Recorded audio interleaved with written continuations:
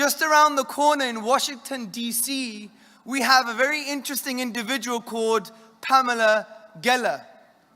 May Allah subhanahu wa ta'ala guide her. And she has created a huge campaign against Islam with big bill posters saying that Islam and Muslims hate the Jews, we're anti-Semitic. And I think we need to actually do something about this, and we have to present a positive, articulate, warm, compassionate challenge to such filth, fallacies, and misinformation. So I just want to give you some tips on this issue.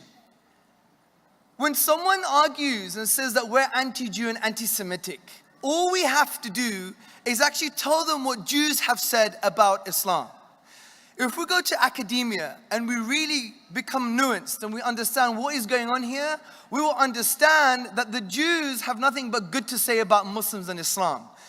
Let me give you some references. Number one, take Jewish academic historians. We have a book by a Jewish historian called Amnon Cohen. And Amnon Cohen wrote a book called A World Within, 2 volumes. And he collected 1,000 records under the Uthmani Khilafah, the Ottoman period. And these thousands of records were the records of the Qadi, of the judge, the Islamic judge.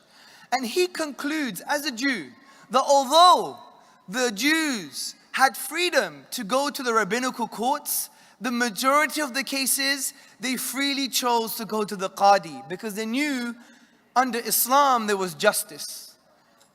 Number 2, another Jewish historian, Zion Zohar, he wrote a book on Sephardic Jewry. He said thus, when the Muslims crossed the Straits of Gibraltar and the Iberian Peninsula, the Jews saw the Muslims as liberators from Christian persecution. Number 3, another Jew. You can find his letter in Philip Mansour's book, Constantinople. And this Jew is a rabbi, and he's writing in 1453. What does he say? "Oh my brethren, oh my brothers, come to the land of the Turks. Rich are the fruits of the earth. We live in peace and freedom and we're not oppressed with heavy taxes." Number 4, another Jewish historian, a 19th century Jewish historian, Heinrich Graetz. He says the Jews live favorably under the Mohammedans. And I could go on and on and on. The point is, I think we must be empowered with some information to challenge this ridiculous critique from a neoconservative like Pamela Geller. And hopefully I want to agitate your minds and let you go freely into our history to see that actually we were the saviors of the Jew. Take for example, Yuri Avnery used to be a Zionist journalist. This journalist said that every honest Jew must thank Islam for the preservation of the Jews.